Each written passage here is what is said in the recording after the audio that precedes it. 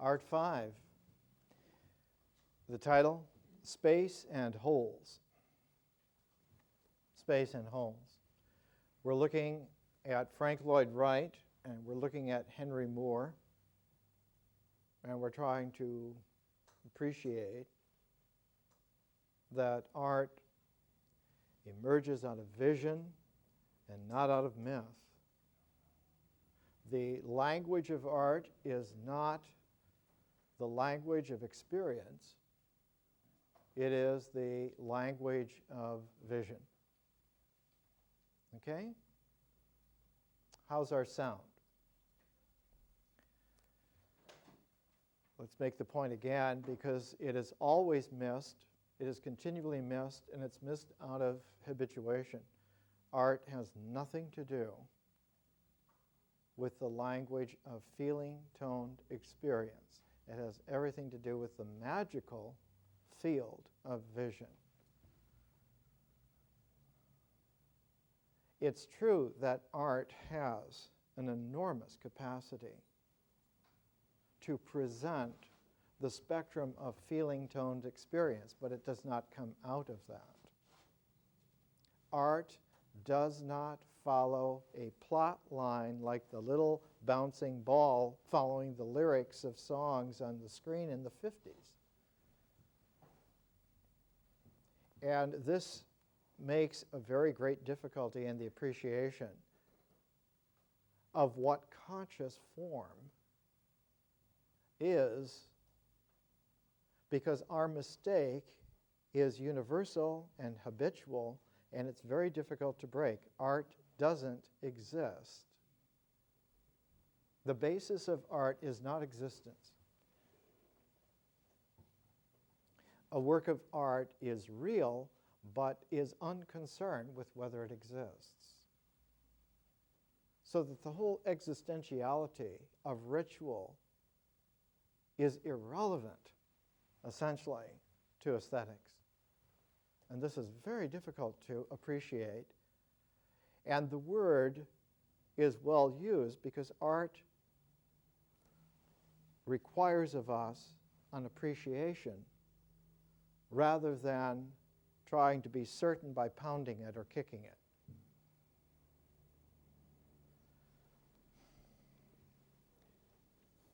I wrote about 10 years ago this paragraph. We cannot know the person until we know the self.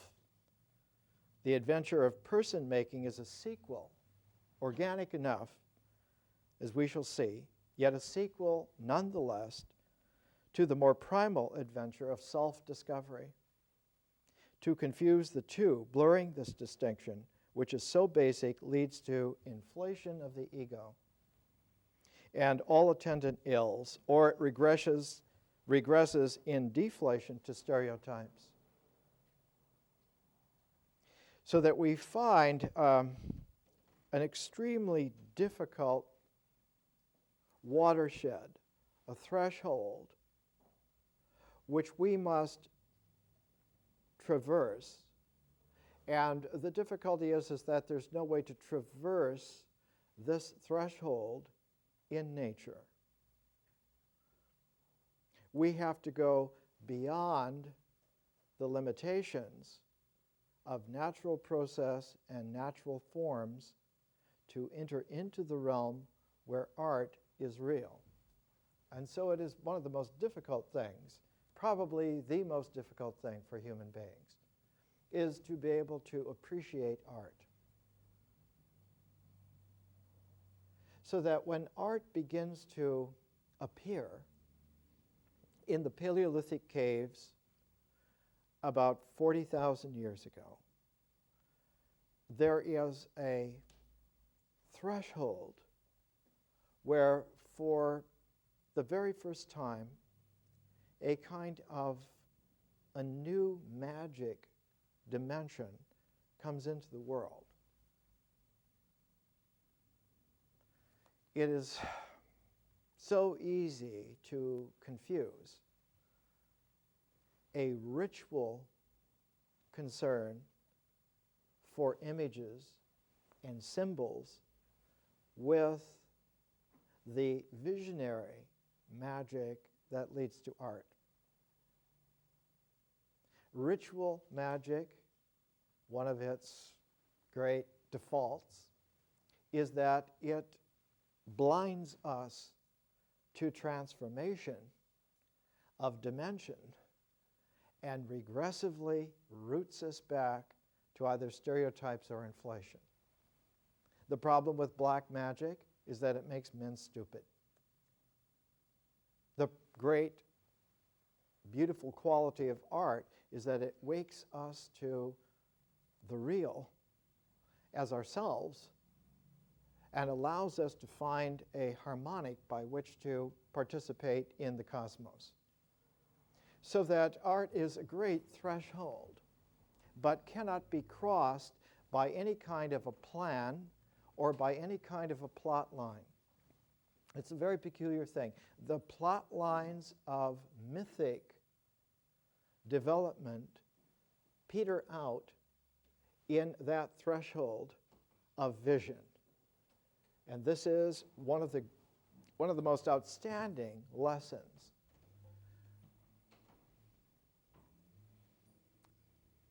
Any human being, male or female, who has ever gone into a visionary dimension knows that they must suspend all that they know about nature. They're in what was called in the Latin phrase terra incognita. They're not on earth anymore. They're in the land of the unknown. They're in the undiscovered country, as Shakespeare put it. And that there is no way to use the natural reference, the ritual comportment, the mythic plot lines of experience, or even the symbolic ideas and integrals, which all occur in the natural ecology. We cannot use those in vision.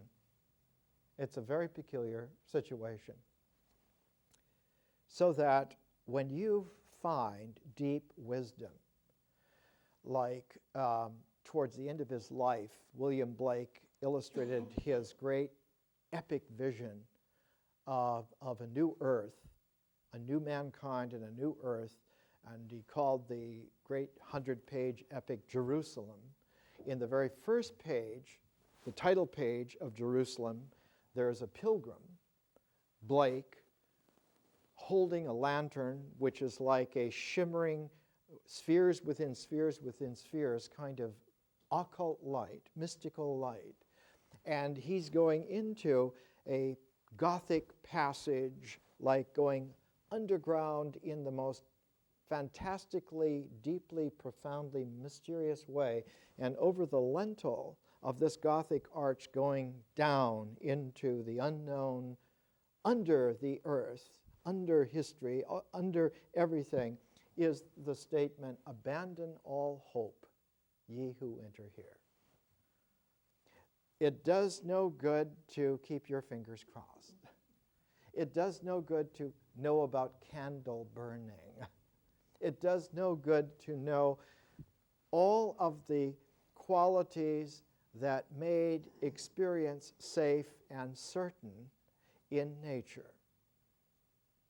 So that the classic wisdom thing is that you must find some way to accept giving up the coordinates by which you know your way around, and be able to step into the unknown without knowing that there is a path there. And that by virtue of your continuing to step, a path is manifested by the fact that you continue to step, not because it's there as a function of a plan.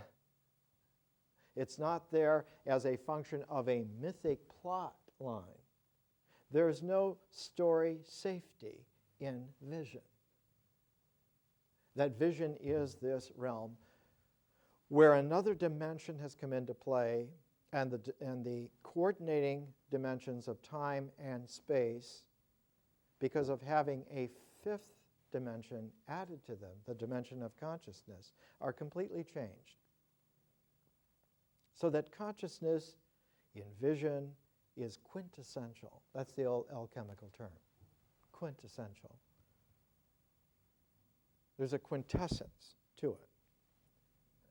And it's like adding the movable thumb to four fingers.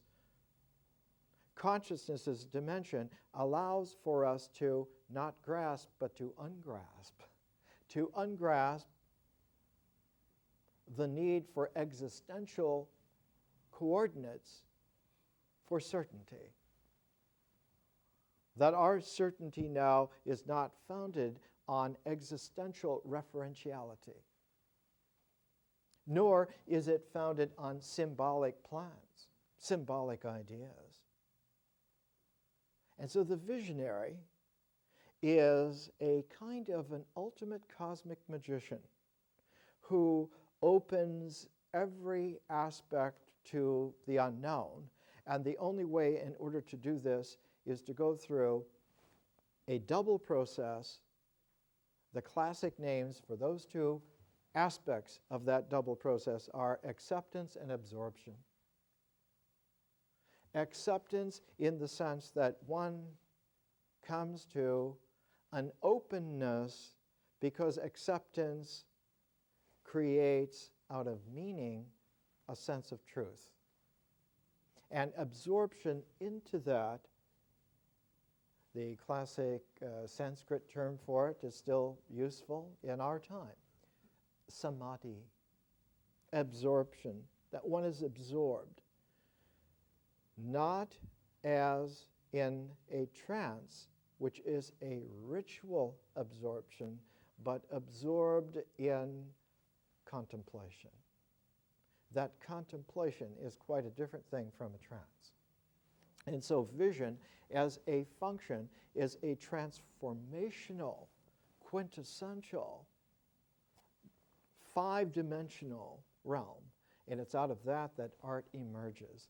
And art emerges just as existentials emerged out of nature. There's a great similarity, but not a similarity of referentiality, but a similarity of resonance leading to a harmony. So that the work of art comes out of vision, just as the spiritual person comes out of vision, and emerges, and does not need to be correlated to an existential base at all, is unconcerned with that, has its own ecology of actuality, and the ecology of actuality in art and in the spiritual person is to be real. And whether one is existentially there in time and space is rather beside the point. So that someone who has died has an ongoing reality which they would not have existentially in that natural limitation. A literary figure like Don Quixote is real in a quintessential conscious time-space. Whereas when you look to see, did he really exist? You can't find him. You can say, oh, well, it was an aspect of Cervantes, or it was a confluence of late medieval figures from all the epics of chivalry. And Cervantes, at the beginning of Don Quixote, despoils this kind of phony aesthetic. He says Don Quixote read so many books on chivalry that his mind dried up. And in the dust of that emptiness came this deep realization that he was the last knight errant, and that he would sally forth not in terms of stories, but in terms of a profound, mysterious, spiritual reality. And so Don Quixote and Sancho Panza go forth on Rocinante, who existentially is a broken down nag of a horse. there after me. Space and Holes, Los Angeles. You know, I was awakened a couple of nights ago, 2:30 in the morning.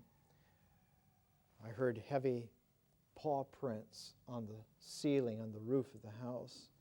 And I could tell from the spacing and the sound and the heaviness that it was a lynx, a wildcat, about 50 pounds.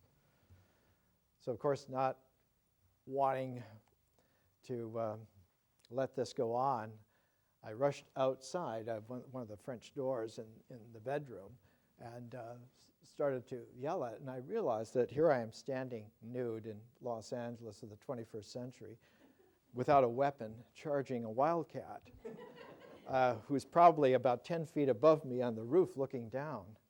And the surreality of actuality beggars the limitations of existence.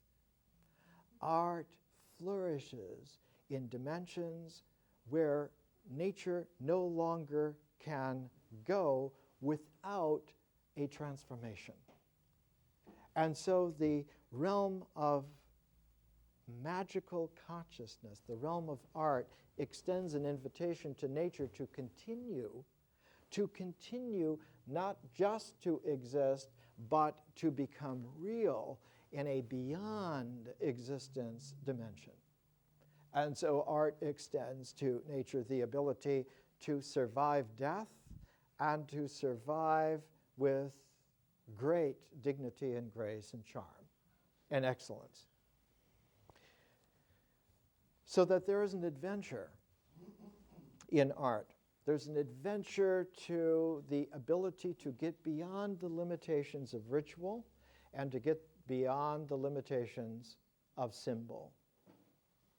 To transform what was the language of feeling-toned experience into a farther realm, a realm where there is a harmonic that takes experience out of the story lines that confined it and bring it into the field of creativity where one could write stories without end because one has become a storyteller. And so we can say this kind of language. Art emerges in differential possibility out of the amplitude of vision, not in, quote, thinking about images, nor feeling around stuff, nor any rote ritual exercises, for art is not an integral form. Differential forms are vision matrixed and thus live on their own. Artworks, persons, spirits, consciousness, the grand cosmos, all occur really and not just existentially. That existentiality is a limitation in face of the real. Two processes butt up back to back. One of them is abstraction, the other is surreality. And in between these two is an indivisible, indivisible force field that does not allow the one to touch the other. It's a very peculiar thing, and it has its actual reality in the way in which organic cell membranes of living organisms are pretty well throughout the universe. In any star system, you'll find this kind of a design, this kind of a structure. Almost all carbon-based organic cells will have a membrane that has two aspects like a yin and yang of the same quality, that one side of the membrane will respond to water and the other side will not. One side of the membrane loves water, the other side does not. So that there is a kind of a love-indifferent interface. And because that interface has a permeable membrane quality, the life processes can go through certain channels, and yet the cell maintains its form. Usually in the membrane of a cell wall, there'll be atoms of calcium, or sometimes potassium, or sometimes sodium. Those atoms are ionic channels that allow for the cell to have concourse with other cells, with outside of itself. And yet the cell wall, by the water-loving, water-hating duality, permeated so that it becomes, instead of a duality, a pair. And because that pair is related to a larger functioning, that pair is a complementarity. So that the very membrane of a cell wall of an organic organism, pretty much through the universe, is always a defining complementarity. And art is very much like that. It is a complementarity where symbol reaches its ability to become abstract, and vision reaches its new energy where it can become surreal. And that interface of abstract and surreal was explored to the nth degree at the beginning of the 20th century. And throughout the 20th century, characterized, I would say, two of the artists who really characterize that on one side is Kandinsky for abstraction, and for surreality, Max Ernst. There are many others that you could use. But those two give us a chance to focus and see. The artist who best shows the permeability of what would be initially a polarity that stymies contact, yet through ionic channels of permeation allows a pairedness to come out of what would be a duality, and then finally a complementarity that generates an entirely new dimension of what we call life. That life is no longer existentially based, but is now reality purposed. That instead of looking back referentially to ritual confirmation for objectivity, art looks forward in its confirmation for objectivity of the real. And this is a complete transformation. The artist who allows us to appreciate this most is Henry Moore. Henry Moore. Now Moore, he was born in 1898 and he lived until 1986, so he was 88 years. And he was born in Yorkshire, in northern England, mid-northern England, and he was born in probably the worst of the industrial wastelands of England. He looked out of one of these long brick hovels to slag heaps in the soot-laden air. And Moore, when he was a boy, overheard someone talk about someone named Michelangelo, who was the world's greatest sculptor and who had once knocked a couple of teeth out of a satyr figure that he had made because someone said that an old satyr like this would not have such perfect teeth. And Henry Moore remembered that all his life, that there was something real about an artist who did not want to have things just existentially right, but wanted to have them real, incorporating whatever imperfections existentially there were, because the preference was to go for the real and not for the pretty, not for the perfect. That art goes beyond perfection and goes beyond prettiness. And that deep beauty is an appreciation of the real and not tying it on and being charmed by superficialities, by appearances. Moore was of such an age that he participated for a couple of years in the First World War. They called it the Great War. And when he was facing death in the trenches every day, it suddenly occurred to him that he could do what he wanted to do with his life.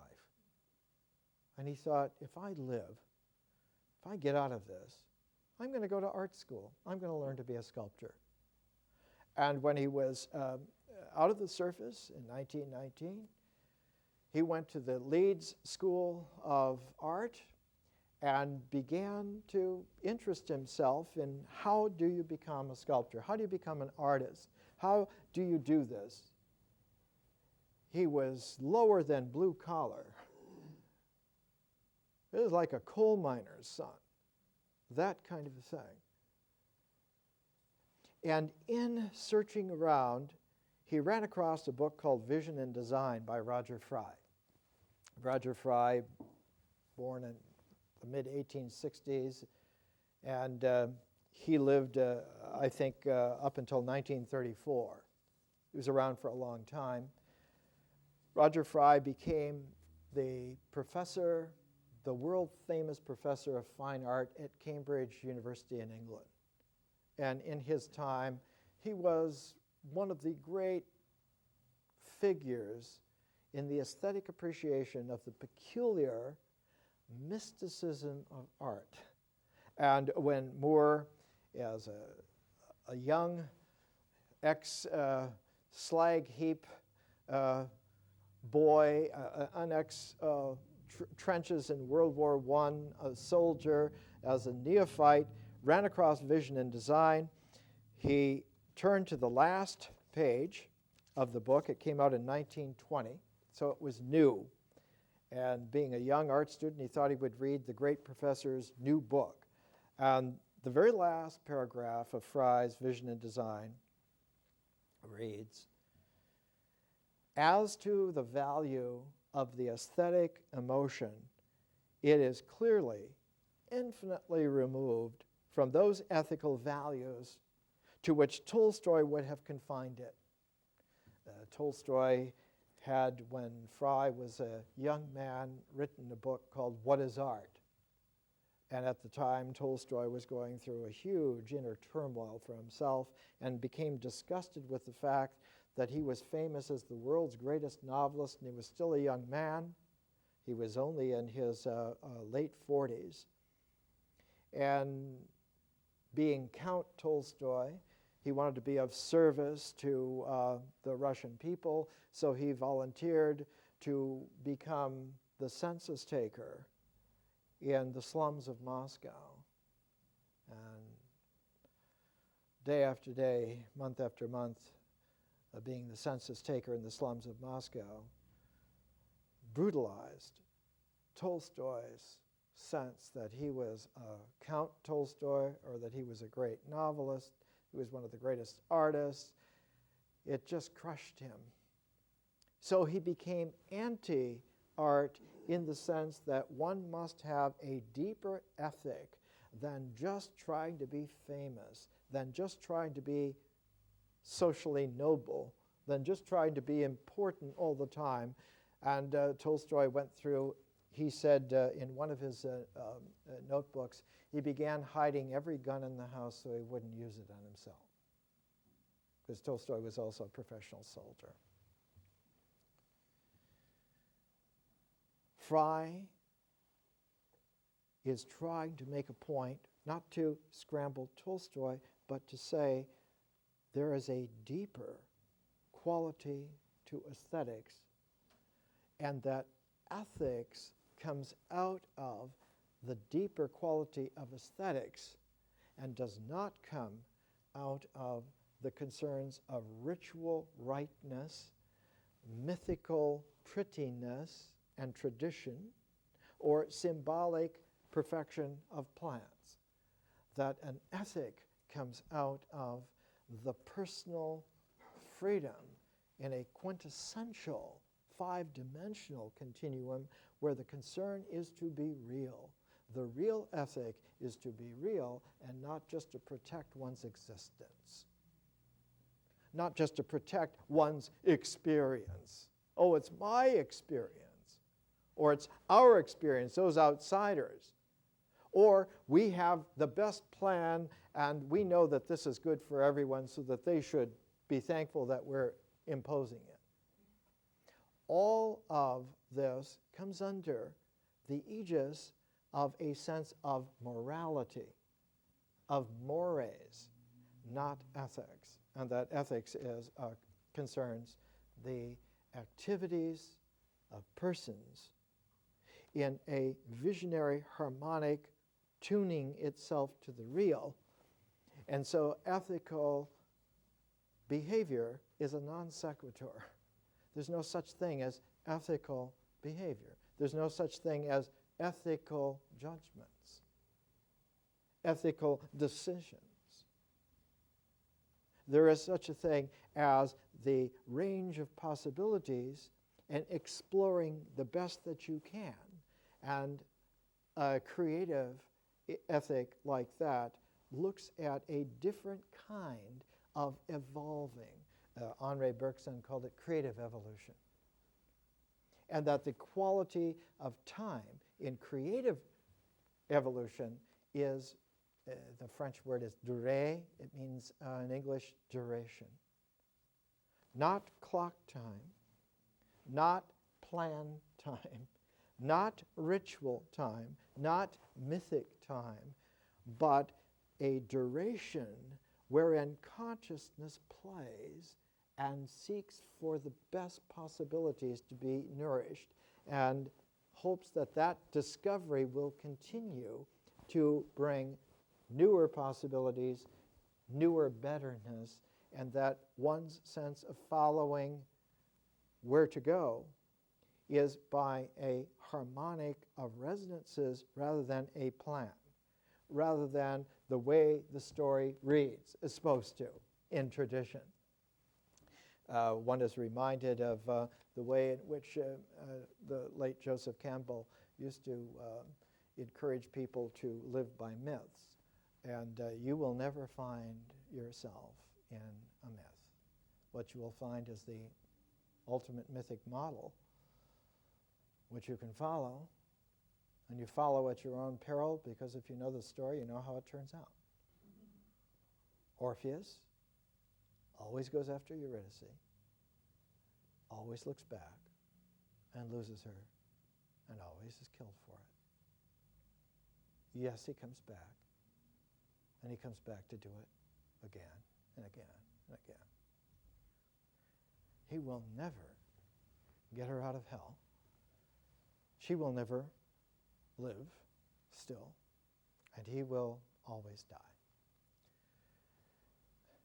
It can be beautiful for the first 8 million times. But there finally comes a moment. When Camus was writing The Myth of Sisyphus, he made the point. This is an absurdity on a personal level. And the only question that existentially generates itself out of that absurdity is it okay to commit suicide and stop it? But what is a further complication of that is the sociological inflation. That whereas it's absurd for an individual, it has a tone where suicide for the individual decision becomes a question of murder in the sociological setting. Will you kill others instead of yourself?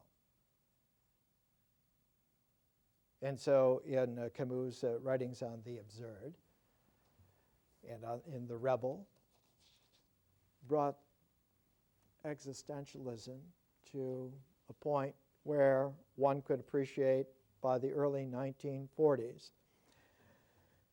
that there must be a transform out of the ritual, mythic, symbolic cycle, that you can be comfortable and stay in there as long as things are working out. If they're not working out, there has to be some way to get out of that. And the traditional way to get out of that is through vision. Without vision, says St. John, the people perish. Why do they perish? Because you can only have a string of okay ritual, mythic, symbol cycles only so long, and eventually circumstance works against you. The house rules are that you will always lose, eventually. No one gets out of life alive, is the way somebody used to say it. There is a quality of transform, therefore, that transformations are changing the rules. By these rules, we will always end up eventually tragically. By these rules, we will always die. By these rules, life will always ultimately be terrible. And all of this is unacceptable. All of this is not only unacceptable, but rejectable on grounds deeper than practicality, on grounds deeper than existentiality, on the grounds that they can be transformed into a wider dimension of reality, and that this is not a pie-in-the-sky kind of transform. This is how, at the last paragraph of Vision and Design by Roger Weir, the young 22-year-old Henry Moore reading this read, "It seems to be as remote from actual life and its practical utilities as the most useless mathematical theory. One can only say to those who experience it, feel it to have a peculiar quality of reality." Art has a peculiar quality of reality, which makes it a matter of infinite importance in our lives. Any attempt, writes Fry, 1920, any attempt I might make to explain this would probably land me in the depths of mysticism. On the edge of that gulf, I stop. Whereas for Henry Moore, it was an invitation to him to go into the mysteries of vision and the mysteries of nature, and the most mysterious figure, the mysterious form that he could find for himself at 22 was the physical body of a woman.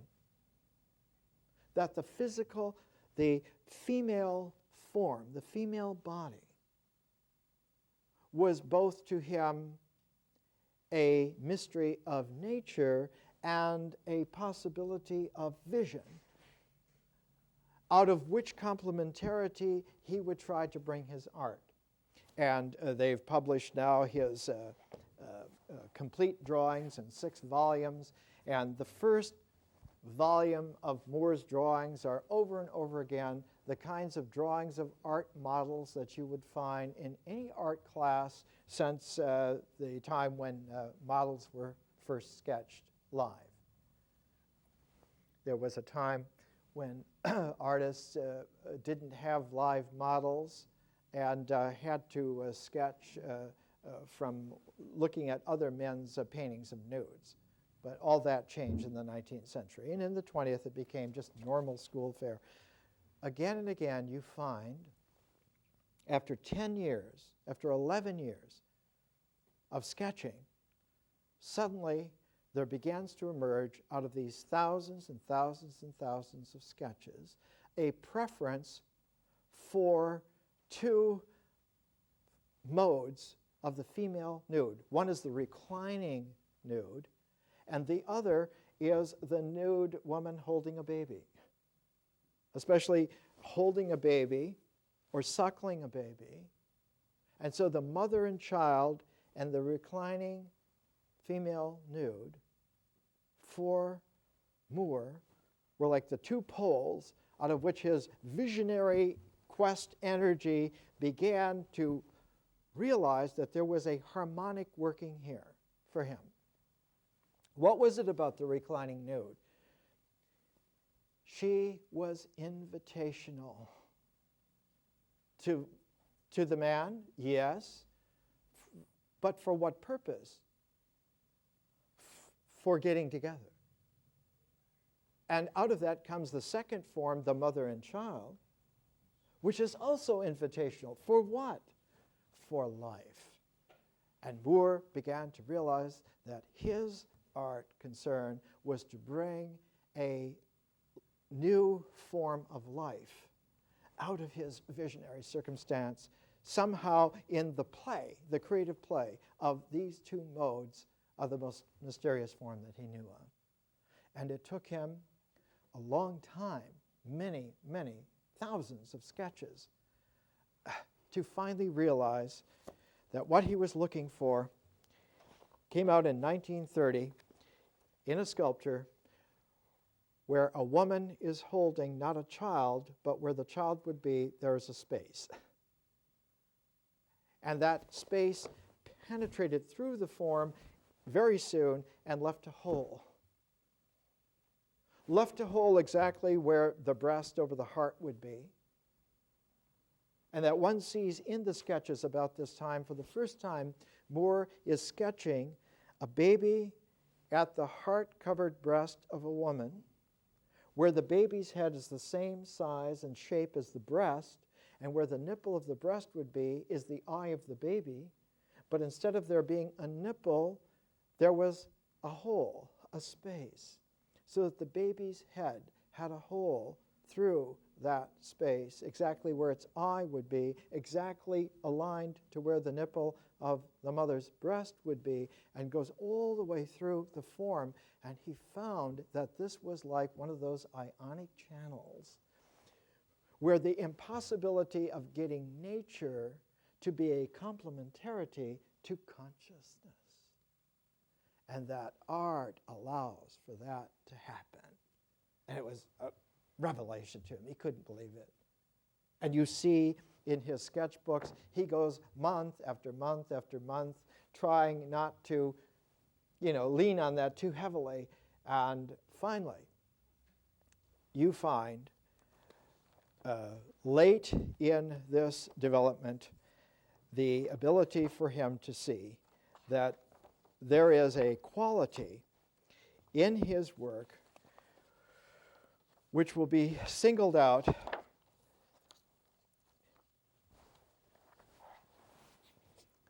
this quality of the reclining nude, where the entire body of the woman is available for holes and spaces, that her entire body in a visionary field is permeable. It isn't just the breast.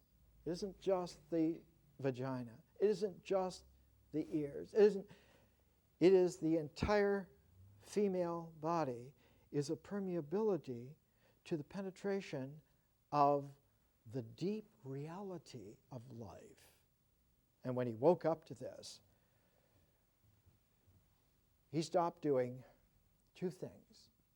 He stopped just sketching to make works of art, and he started to bring works of art out of his own visionary matrix.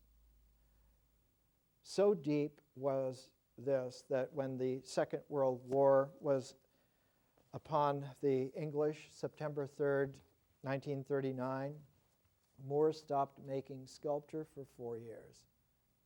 He didn't make a single work of sculpture until deep into the Second World War, late 1943. He returned to sculpture because he had a new vision. We'll come back to this as soon as we take a break. Thanks. This is an interior in the Johnson's Wax building built by Frank Lloyd Wright in the mid-1930s. just to bring a visual image of how a work of art puts the visionary process into a form. And that form is the work of art.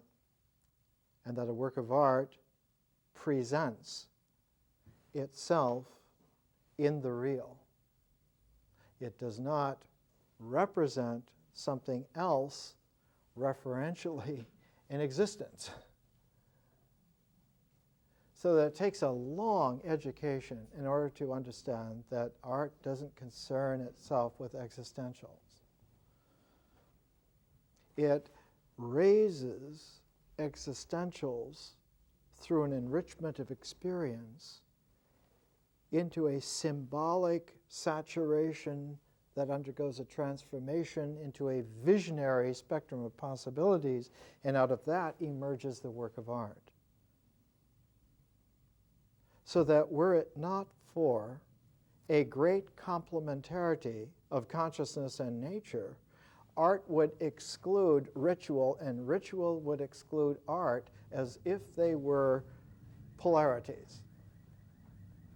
And one of the great difficulties is that historically, human groups have come together in terms of ritual existential action and translated that ritual existential action into mythic experience, which is the very matrix out of which feeling comes, and that feeling's intelligence, which is sentience, allows for the interiorization of meaning into intelligence symbolically, especially into very powerful symbols, very powerful ideas, and that entire ecology is usually trusted as what is practical and was called in ancient Greece by the peripatetic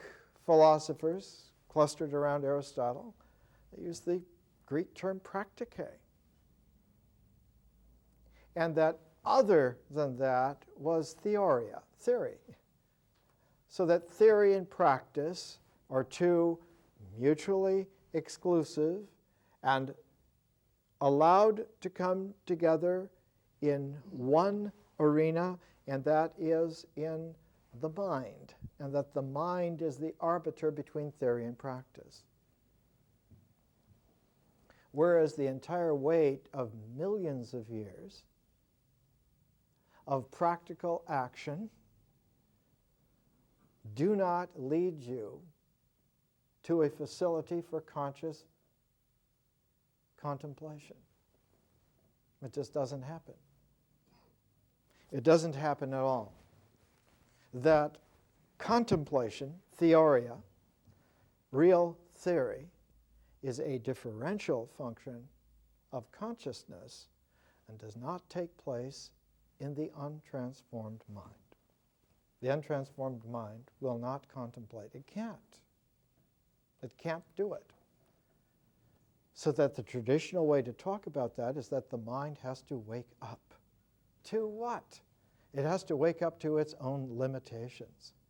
That the mind has limitations, not because it's dumb. That's not its limitations. The mind is brilliant. In thought, the mind does what it's supposed to do.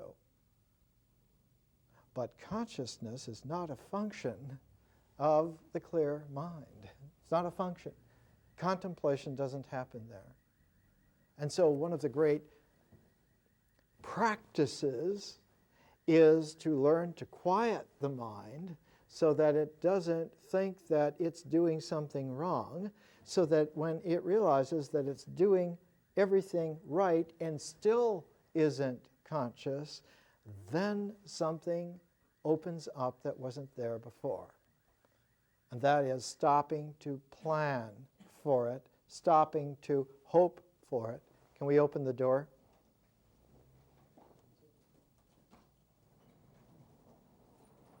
So that we can open the door and let something new come in. and that contemplation is a differential function. It likes to develop the range of possibility further. That's what vision does. And vision does it very well. And that when one wakes up to contemplation, one of the bad habits that's carried over by the whole alignment of ritual, myth, and symbol carried over is that one expects that consciousness then is a power. And especially men mistake consciousness for power because they carry an energy line that is very much characteristic of the way in which a male operates in life, in nature. But consciousness is not a power at all. Consciousness is a permeability to possibility, and that's a completely different thing. And for Henry Moore, he discovered that the male body, the male nude, carries the line, the impact of energy very well, the dynamic of energy very well. But it's the female body, the female nude, that carries the visionary mysteriousness of permeability, of possibility. And that is the complementarity between the two that somehow is the secret of how life really happens. Life really happens that way. Fertility comes out of that.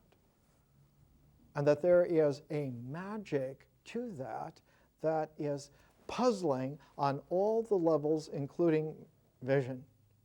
The first time that that comes into objective focus is in art. Art does that. The Artist's Vision, from Vision and Design, Roger Weir, Henry Moore reading this 80 years ago. Fry writes, the artist's main business in life, however, is carried on by means of yet a fourth kind of vision, which I will call the creative vision. It's influenced by Bergson, he's influenced by William James, many different aspects. By Cézanne, by 1920, it was already in the air. Fourth kind of vision I will call the creative vision. This, I think, is the furthest, and here he uses a word which betrays his being born in the 1860s. This, I think, is the furthest perversion of the gifts of nature of which man is guilty. It's almost embarrassing to read it. Cambridge Dawn. It demands the most complete detachment from any of the meanings and implications of appearances. True enough. Almost any turn of the kaleidoscope of nature may set up in the artist this detached and impassioned vision as he contemplates the particular field of vision, the aesthetically chaotic and accidental conjunction of forms and colors. It begins to crystallize into a harmony. And as this harmony becomes clear to the artist, and then Fry goes off from there, though he's close at many points, there's a cultural predilection to think that somehow this is like an outlaw effort still. For someone like Monet, when he learned to see color, he left business, he left everything. That's it. What's going on here is that the discovery that the contemplation in creative vision brings into play something as mysterious as nature, and yet it comes out of the nascent, burgeoning discovery that we are real.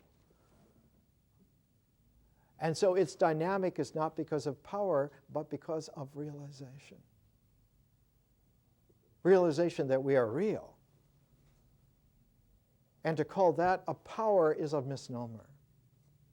It isn't powerful in that sense. It's that we now participate in a new way, a different way. In nature, power comes because one participates with the way in which nature works, with the way in which existentials are objective, with the way in which experience is generated by actions that coordinate existentiality in such a way that triggers happen and things work. And because they work, we can do it because we're essentially participating in nature. But we're participating in nature existentially. Whereas about the same time as Roger Weir is writing Vision and Design, in France, Lucien Lévy-Bruhl is beginning to question this entire intellectual Cambridge-Donne outlook. And in fact, about 10 years before this came out, Lévy-Bruhl wrote a book which is translated into English. The title in English is How Natives Think. How primordial men and women think. They don't think with the mind in its clear, abstract, objective sense of power of aligning existentials through ritual action to get the effect that you plan for. They don't think that way at all. You don't find cause and effect diagrams with the Australian Aborigines. What do you find? You find concentric circles like mystical targets. You find the men putting white puff paint dots all over their body and then dancing because they are dissolving their masculine power into the transformative vision of equally distributed pointillism so that the posturing movements of their dance participates not with the existentials of nature but with the mystery of nature. And that when you participate with the mystery of nature, you bypass the whole existential feeding line that leads up to the sense that the mind is important because it organizes power. That the path integral of practical action leads to control and command of nature. Alpha male. And that all of that is, in a way, parenthetical to something even more astounding, that reality exceeds the limits of existentiality by infinite amounts. One can be real in dimensions of truth that existence is beggared by. It just doesn't hold a candle to it at all. And so the artist is not concerned with whether it is true existentially, but whether it generates life really. And that one participates then in the mystery of nature, not in the action of existence. God, this is a great wonderment. It's astounding. And so the artist becomes enormously personal. Every line that a Van Gogh draws is a Van Gogh line. If he chooses a cadmium yellow, he applies it in a Van Gogh way. You can't mistake him. That's not the way Gauguin would use it. So the artist becomes what to the mind thinks is an individual universe. Oh, the artist is important because he has the power of an individual universe. That is a junk idea. That's a terrible betrayal. It has nothing to do with what is real. That is the projection of an idea, from a very powerful idea, from a symbolically habituated mind. One thinks that this is the way that things work, and therefore it should work this way. before Henry Moore. He went from the Leeds College of Art, Leeds, England, industrial city. He went to London. He went to the great Royal Academy of Art in London. But when he was there studying sculpture, the rules of the Royal Academy of Art were that you could not carve. You could study sculpture, but you don't study sculpture by carving. So he had to go secretly as an outlaw. We're giving a lecture. Somebody lock the door. You have to sometimes be an outlaw. You have to steal the opportunity to be real. Hermes initially was a thief. The Hermetic tradition begins by stealing. What's the first thing? The young Hermes, what's the first thing he does? He steals the cattle of Apollo. It's a cattle rustler. Apollo, whose chariot is Helios, the sun, he steals the cattle of the sun.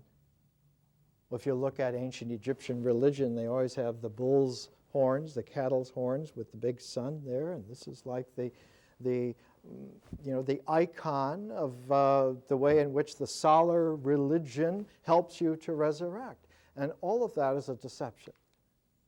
No one ever was resurrected by the solar religion of the sun and the horns of the bull. It's through participating in the mystery of nature and going through a permeability where death no longer is a limitation. It's not a ritual limitation. It's not a symbol limitation. It's not an experience limitation. It's a liminality, for sure, but a liminality is a threshold through which one can be initiated, can be guided, and that one can emerge victorious. As Shelley says at the end of Prometheus Unbound, this alone is life, joy, empire, and victory. It's not making an adjustment with bad conditions that you can't do anything about. That's not why there's joy. That's not why the stars, morning stars, sing together. They sing together because the cosmos is free forever. And we are of that family. We belong there. But we belong there only when we are real. And so our whole purpose is to learn the limitations of the path's integral to get us to a point to where we can accept that we've done very well and this is about it, yet we can transform. And even further, the incredible discovery that transformations, forms that have transformed, can be further distilled. You can take grape juice, which has become wine, and distill it into cognac. Those drinks are called spirits. Why? Because that's exactly what they are. And that human beings become spirits. Yeah. They wander freely in mountains and streams without end.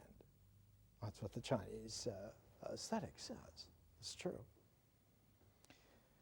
When Moore was outlawing, sculpting, carving on his own, they began to notice that he was really talented. It was evoking and drawing out of him enough capacities so that they gifted him, this poor boy, this poor English boy from the slag heaps, they gifted him with 6 months in Italy. So as soon as he went to Italy, of course, he was aware that you can be captured by the Renaissance. You can be captured by the Renaissance, and the Renaissance is essentially an era where the chief art was painting, and sculpture was an auxiliary art, except for the fact that the earliest great painters of the Renaissance all had sculptural capacities, and their paintings are more sculptural than they are painterly. And one of the earliest Renaissance painters was a man named Masaccio. In his time, he was called Big Tom. He was a bruiser. And Masaccio was apprenticed to Masolino, another artist, and then Masolino got more commissions, and he said, look, Tom, you take over and you finish the decor here, you finish the paintings and all that. And Masaccio, who only lived to be 27 or 8 years old, when he died, they tried to find somebody who could paint like him to bring in, and they brought in Fra Filippo Lippi to finish the paintings. And the major site is the site that Henry Moore went to. It's a church in Florence, Santa Maria del Carmen. And in Santa Maria del Carmen, the most famous part of that church is called the Broncosi Chapel. Here's a big book on the Broncosi Chapel. And in the Broncosi Chapel, Henry Moore found an image of Masaccio in one of the frescoes that blew him out. And he realized that in this early Renaissance painterly form, there were the bones of a sculptor's comportment towards form. And Masaccio certainly has that. He has the muscular fresco of the early Italian Renaissance, very much like Giotto had. So that there is such a thing as a sculptural painter, and Masaccio is one of those. Michelangelo's muscular style of painting comes because he studied Masaccio's paintings in the Broncosi Chapel. I brought in a photograph of the chapel so you can see all the paintings are on the walls, and the chapel itself is like the best gallery of early Renaissance art in Florence. Well, that's where Moore went, and for 6 months he wouldn't leave. And he was sketching, and as he was sketching, he realized that his boyhood idol, Michelangelo, had done this, but that Michelangelo had gone from here in Florence, that he took the feeling in his hands, not to make paintings, but to make sculpture, and to bring sculptural form out of his vision is a different process or a different mode, a different variant. You make sculpture in a slightly different way than you make paintings. You make architecture in a slightly different way from that. They're all family relations, but you're following Uncle Fred's way instead of Aunt Jane's way. Where did Michelangelo go? He went to the coast. He went to the marble quarries at Carrara, not far inland from the coast, a big mountain of marble where they've been carving marble out now for 500 years. And all of Michelangelo's sculptures came from there. So Moore went to Carrara. And he went to Carrara in a visionary way. He went to get the feel in his hands from the mystery of nature. And so he would sit on these great, huge blocks of marble that the Italian workmen are patiently cutting out of this great, huge marble quarry in this mountainside, 500 years worth, and he would put his hands and feel the veins of minerals in the marble so that he could calibrate himself and sensitize himself. And he realized that what he was trying to carve in London as a student, in a boyish sort of way, he was trying to carve wood and to stay with the grain of the wood, but the grain of marble is quite different. The grain of marble has the way in which mineral lightning goes through the igneous rock, the fire-formed rock of the marble. And it's like the minerals are like not dead, but they're like pre-life.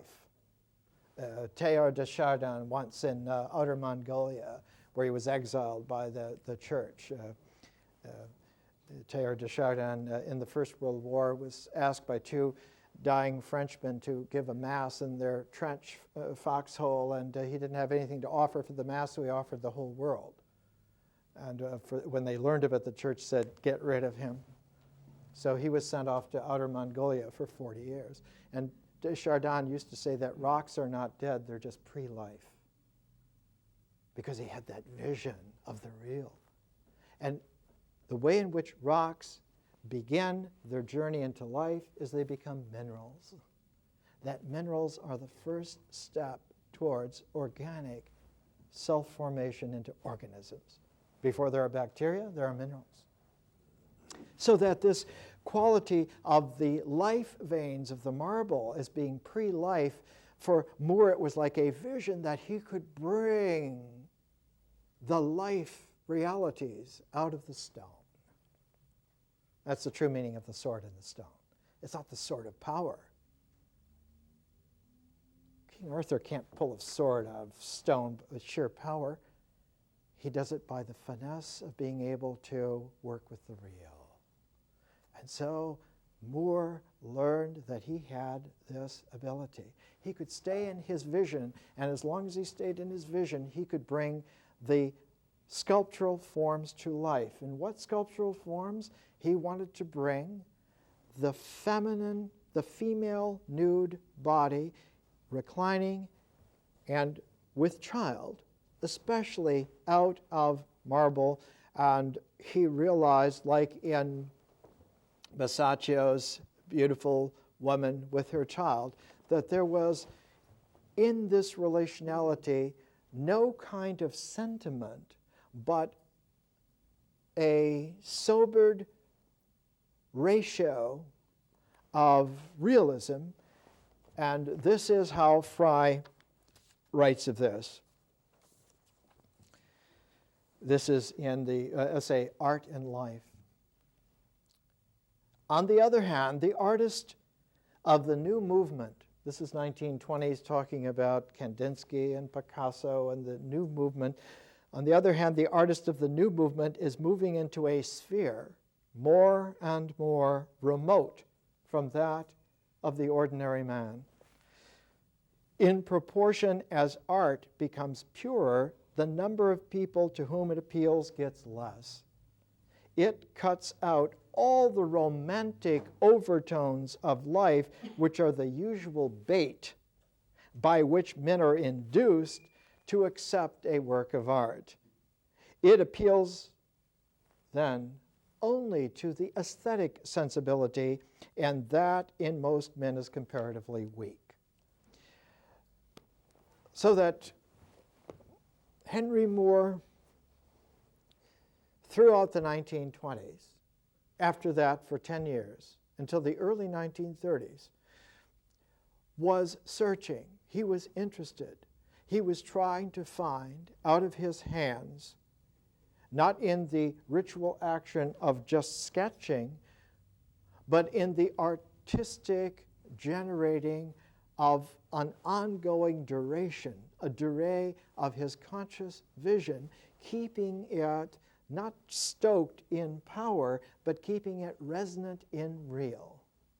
And out of that came a discovery which surprised him. And you can find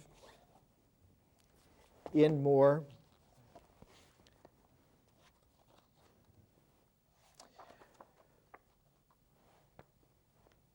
by 1935, he had married a woman named Irina, and Irina Moore had been a model for him.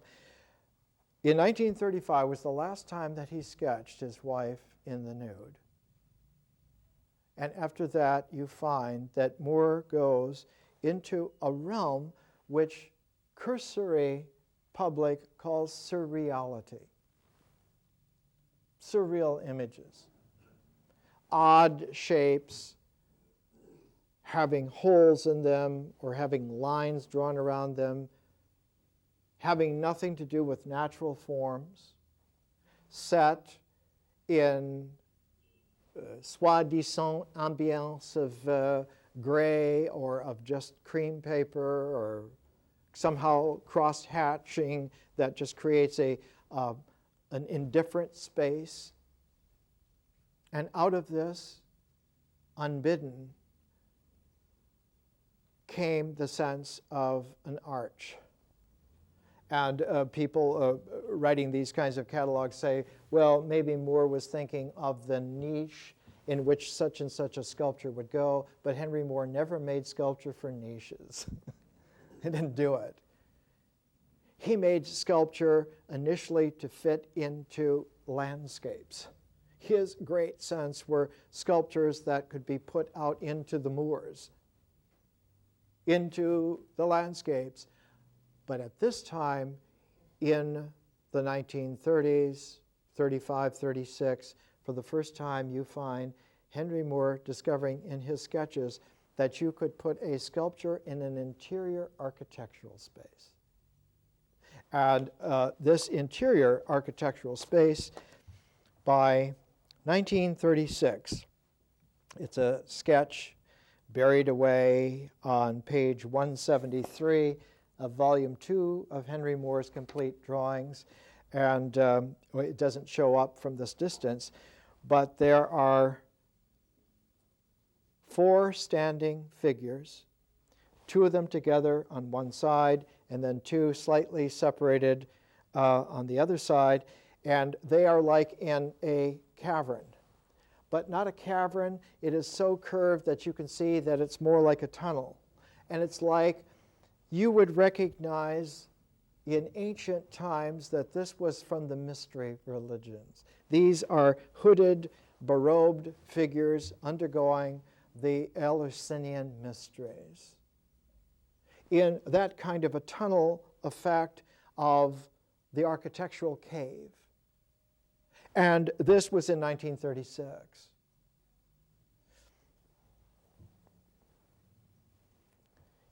There's no follow-up to this for about 3 years. And when war was declared between England and Germany, and the Germans took it upon themselves to convince the English by bombing them, and bombing them incessantly to make them understand that they better behave. And London was in the Blitz, and the population, to get away from the Blitz bombings, had to go into the subway systems of London and stay there, sometimes all night, wrapped and swathed in robes and blankets, and they looked exactly like this sketch that Henry Moore had done in a prophetic image just a few years before. And so he spent all of the Second World War, he got special permission to sketch the sleeping population of London in the tunnel bomb shelters during the whole of the Second World War. And so he sketched and sketched and sketched. In fact, the first monograph on him, 1943, The Penguin Modern Painters. People had forgotten he was a sculptor. He was a painter.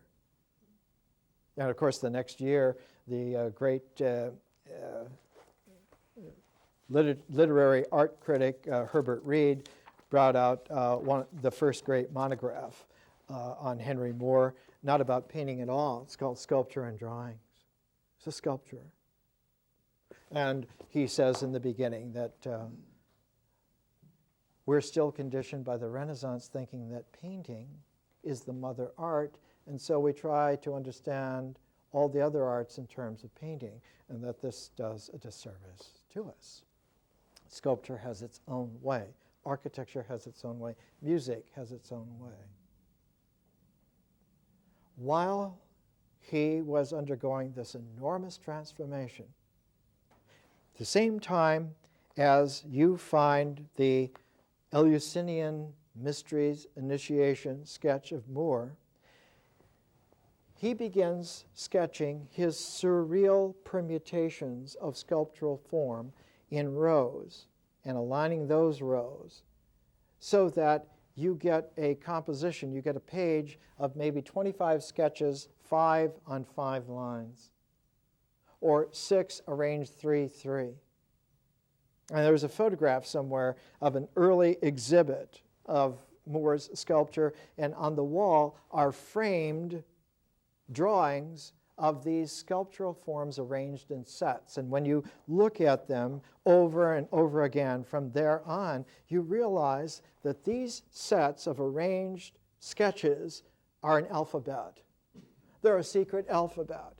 They're a language that he's learning to speak, not from the voice, but from his hands. He's learning to speak a secret magical language from his hands, so that when he comes back after the Second World War, he goes back to Carrara right away to get the feel of the material, because he knows how to speak a language with those hands, the language of sculpture, to bring the mineral-veined fire forms of marble into living reality as works of art. Towards the end of his life, one of the grandest moments of Henry Moore, they had a retrospective exhibit in Florence. And there was a famous photograph from the roof of one of the palaces of the Great Duomo with a Henry Moore huge sculpture on the roof, and it fits right in. And there's Moore just happy and beaming because he has emerged realistically into the company of Michelangelo, into the company of Donatello. He's at home with them in their city on their terms, and he knows that. And this vocabulary, this alphabet of sculptural permutations shows itself later, not in the arranged rows of 1937, 1938, 1939, but when he's sketching the underground shelters, they're known as the shelter drawings of Henry Moore, you see that he puts all the permutations in the same drawing. Instead of different little drawings, he puts them as separate figures arranged together in a composition of one drawing. So he puts all the alphabet together so that a single drawing in hundreds of people contains now the visual poem that he had before, just arranged like an eye chart. Now he's seeing deeper and deeper into the penetration. From then on, Henry Moore's sculptural work begins to take on kaleidoscopic facets as if it were like a jewel, because every angle of vision is a new letter in the alphabet of the condensed poem of that sculpture. And you can see 2,000 or 3,000 sculptures in a single Henry Moore work, because every angle of approach has its own composition, its own artistic presentation. One can never run out of it.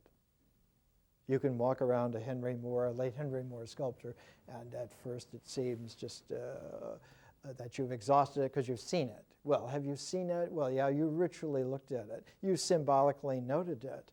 And mythically, your experiences cataloged it. But if you have the vision, and you have that participation with the mystery of nature, you can be with that sculpture through to eternity and never exhaust it. This is the nature of the real. This is what we are made of. More next week.